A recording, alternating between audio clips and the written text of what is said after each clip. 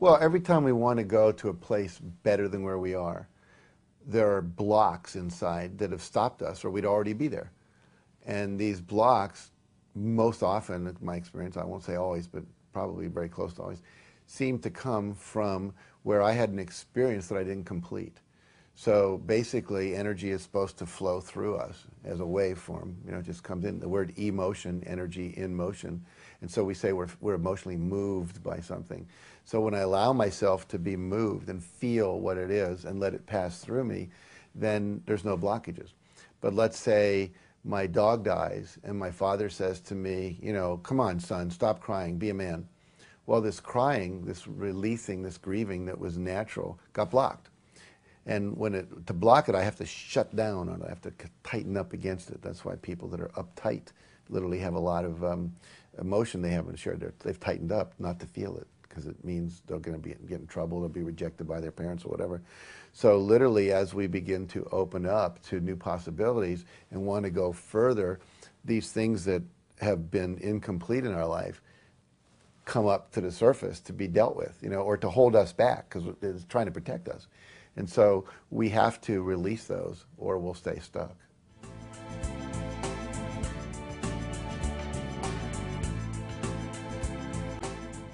Well, if you want to create a better future for yourself and have more abundance, prosperity, and health, if you're holding on to resentment and to anger and blame, you know, what happens is that you're creating a low vibration. You're literally living in the past, for one thing. You're focusing. I do this demonstration in my seminar where I walk off the stage that way. Say I'm walking into the future, but I'm looking at the past. I can't see the future very well. I bump into things on purpose, you know. But the idea is I want all of my attention focused on that which I want to create. I want to be fully present in the moment, but with my intention on what is my creating here and also in the future. So if I'm holding on to resentment and anger towards someone in the past for what they did or didn't do, or even guilt for myself, which is a form of resentment toward yourself, based on my expectations that you or I should have been different than I was, then what happens is I'm not focusing on my positive outcomes. And literally, we can only think about one thing at a time. So basically, the way I demonstrate it is that, like, if I take this book here, if I'm holding this book, then what happens is someone comes to give me something, I can't take it because my hands are already full. So I need to let go of whatever it is, release literally what I've been holding on to, and let it go so that I have a capacity to receive that which is wanting to come into my life, that which I preferred and desired and intended and set goals around and so forth. So when I forgive someone and literally let them go, then I'm more present. So too many people are walking around, you know, with their hands full of what you should have done, what you didn't do. And in my own life, it was very important. I grew up with an alcoholic mother and a workaholic father who also drank quite a bit. And it took me years in the old methodologies of letting go of that. And now we have more of these, you know, fast working with the energy systems ways to release things. You know, I've used it on myself, used it with my family. My wife, her father committed suicide when she was 8. And when I met her, she was still holding on to that very tremendously. And now she's been able to release all that. And then the natural aliveness comes forward because we're like trying to shake reality to be what we want it to be, you know, or it can't change the past. So by releasing the past, then I'm here, and then I can be with whatever's present and create what I want.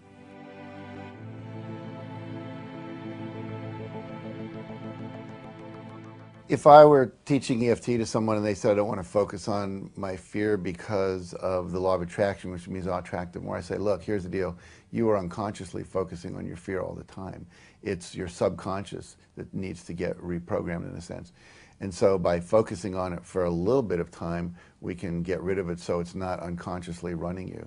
I mean, I have a slide of an iceberg. I don't know if you've ever seen it, but there's about this much above the water, and then there's this huge thing below the water. I say this is how your mind works. It's 1/6 conscious and 5/6 subconscious. And it's your subconscious mind that's sabotaging you. And so if we want to be more successful, we need to remove or reprogram, delete, however you erase, you know, whatever you want, the programming from the hard drive. And so basically, here's a technology that can do that. And so it's okay to focus on it for a few minutes because it's going to be gone forever. Makes much more sense. If you see, a lot of people have in my mind, misinterpreted law of attraction to say that I don't want to ever focus on reality. So my belief is you have to acknowledge reality and then choose what you want, and then there's a release process. Like if you look at The Secret, we talk about ask, believe, receive.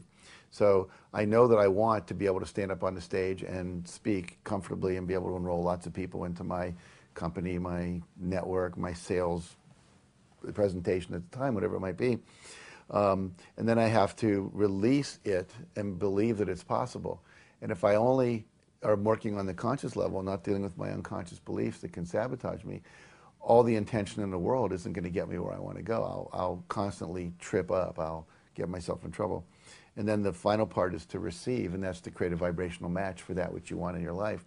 If I'm walking around and every time I see someone that is a man and I get scared because, let's say, my father sexually abused me as a child, then I can't stay in that high vibrational state. So you have to not be in denial, but at the same time you don't get stuck there. It's a kind of a foot in both worlds, if you will.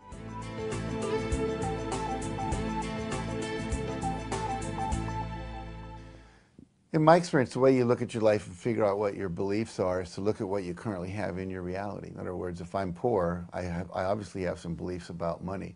They could be, you know, everything from money's not spiritual, people with money are evil. I mean, if you look at all the movies we watch, it's always the mean rich people who are screwing over the nice poor people. And so we're almost programmed that, you know, having money is a bad thing. But anyway, to look at all of your life and say, okay, what beliefs do I have to be holding? You know, men are bad, they only want one thing, there's not enough people to go around, you know, the bosses are just trying to use me, you know, whatever it might be. Now, so the first thing for me is to look at just what is my current reality. Second thing is I teach people, get together with a group of friends and brainstorm what are the things your parents said to you growing up that you think are still limiting you. If you get 5 or 6 people together and do that, and people start thinking things like, well, eat all the food on your plate, the kids in China are starving, and then you go, today if I go to a salad bar and I take a lot of food, even if I'm full, I keep eating it because I don't want the children in China to starve, you know, whatever. So that brainstorming technique, you can come out with a lot of things, you know, children should be seen and not heard, you'll never amount to anything, you know, your father was a drunk, so you'll be a drunk too, and you know, no women in this family have ever gone to college, and what makes you think you can, and you've got to hide your feelings, don't air your dirty laundry in public. I mean, there's just a ton of stuff we got.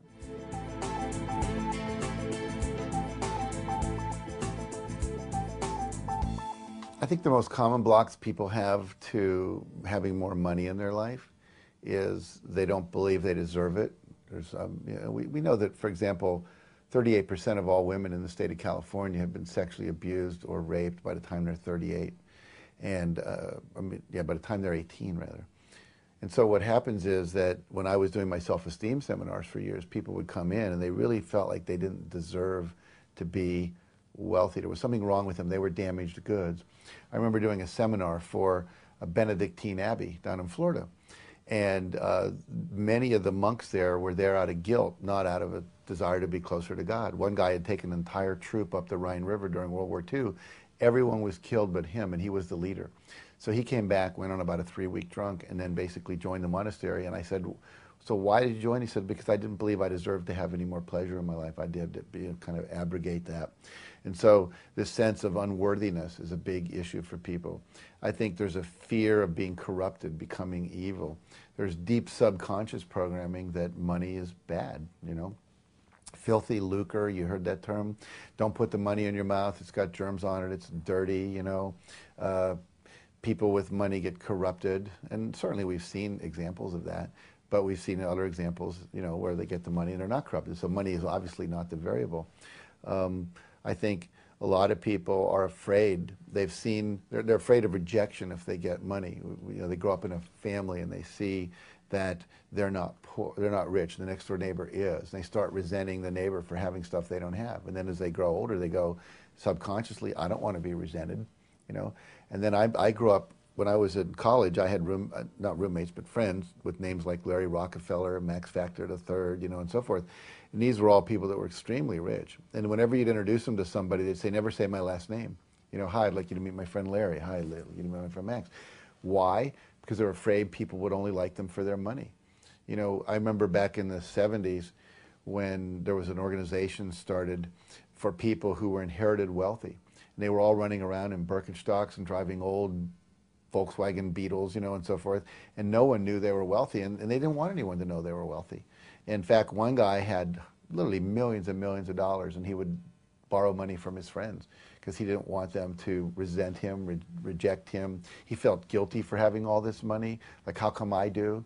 I know when I first made $6 million in 1 year, when the Chicken Soup books really took off, I went through what I call my nouveau riche stage, and I bought lots of stuff, and I had a lot of fun doing it, but I felt guilty. It took me about 3 years to come to the place where I felt comfortable having that much money in my life, and there's a transition. So it's harder, I think, when you get it all at once.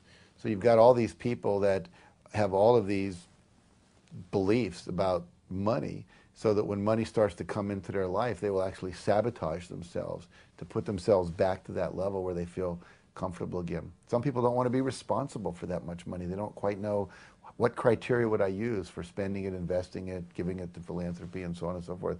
So rather than deal with that, they'll just deny it or lose it. We see all the people that win lotteries. I mean, there's research on this. Something like 90% of the people that win a lottery within 3 years are back to the same economic level. They've either given it away, gambled it away, spent it all away, because their self-image wasn't one of being wealthy. So they had an impoverished image of themselves because that's the way they grew up. So lots and lots of pain around money. I remember teaching a workshop on abundance in Australia, and this woman in the middle of it just started screaming, "Money, money, it's terrible. I can't believe you just so much pain." And she talked about her father, and all he did was work for money. He was never there. Money was all that mattered to him. And so she blamed money for the fact that she didn't get the love she needed from her father, and the divorce it created, and then the fight over the will and all this stuff. And so she didn't want that. She wanted simplicity and love. And she thought the money was the cause of it.